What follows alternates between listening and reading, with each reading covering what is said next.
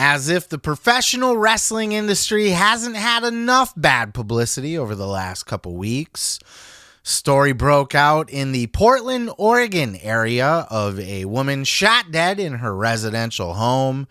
And it did not take long for locals and the news to put together that this was the home of a former professional wrestler. Check out this news clip.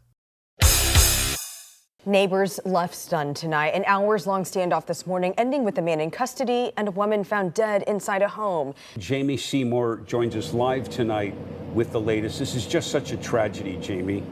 Yeah, Jeff, Liz, this was first called in as a shooting in the Lents neighborhood this morning, and neighbors tell us they were surprised as to which house was at the center of the investigation.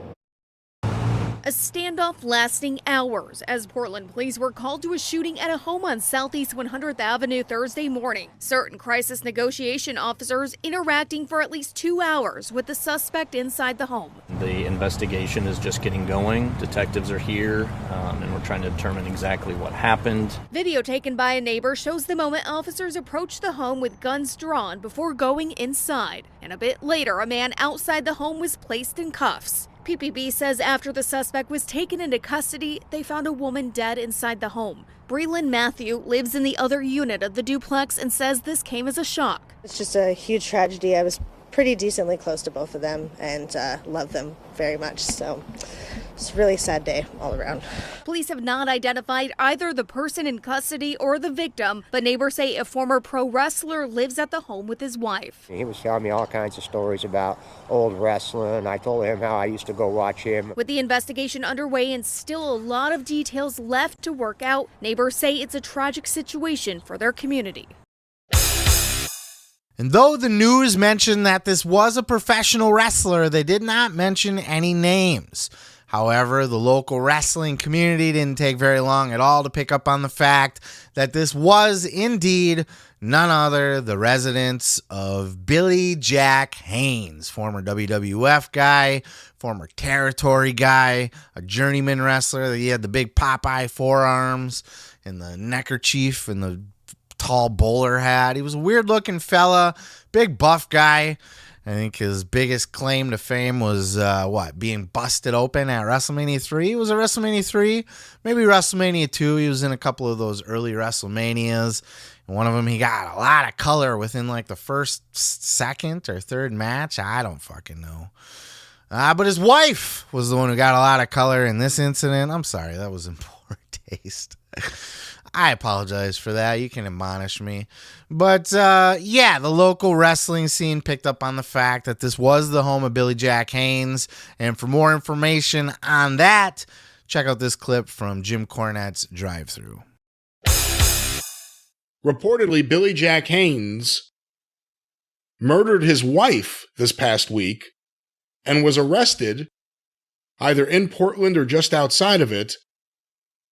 What do you know about all this? And let's talk a little bit about someone who, the older he got, the wilder a personality he became, Billy Jack Haynes. Well, apparently it is legitimate because some of the inside wrestling folks over there in the Pacific Northwest have said, because the news at first said an ex-pro wrestler has been arrested after a standoff.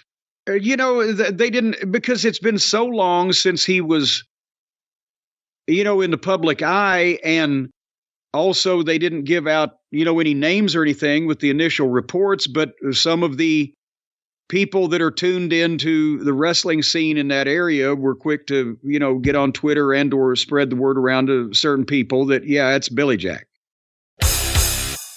Billy Jack's always kind of been a weird guy. If you go back and you watch any of his YouTube interviews and stuff, he is a little bit off, but I never pegged him as like a murderer, right?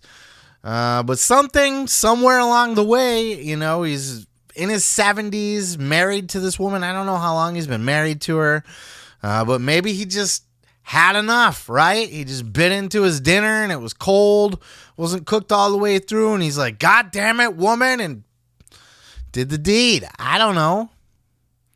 Well, look, I'm not trying to joke about it or anything, but what drives a guy? I mean, by all accounts, these people were well liked within their community. The neighbor girl said that she was friendly with them. You had that weird, creepy homeless guy that was talking about how he used to talk about the wrestling and shit with Billy Jack. By all accounts, these were good people. They were liked in their community. People were shocked that this was the home that a murder took place in, and that he was the guy that did the murder. But maybe it was one of those situations where you just reach a point where you've had all you can take, right? You just can't stand it no mores, and you go off the handle. There was a 2-hour standoff, but in the end, he did end up going into custody, and I would assume he's going to spend the rest of his life behind bars, which is not going to be a long time. But rightfully so, and another black eye on the wrestling industry, something that we just don't need. We don't need more of this kind of shit in wrestling, but lo and behold, here we are. That's all I got on this. Not a lot of content to talk about with Billy Jack Haynes, but I'd love to know your take. What are your thoughts on this? Let me know in the comments below. Hit that subscribe button while you're down there if you liked what you watched. I'm going to go ahead and move on to the next. Oh yeah, thanks for checking out the video. Yeah, don't forget to subscribe. Don't forget to like it if you liked it. Yeah, and you can check out full episodes each and every Sunday right here on the channel. Oh yeah, dig it.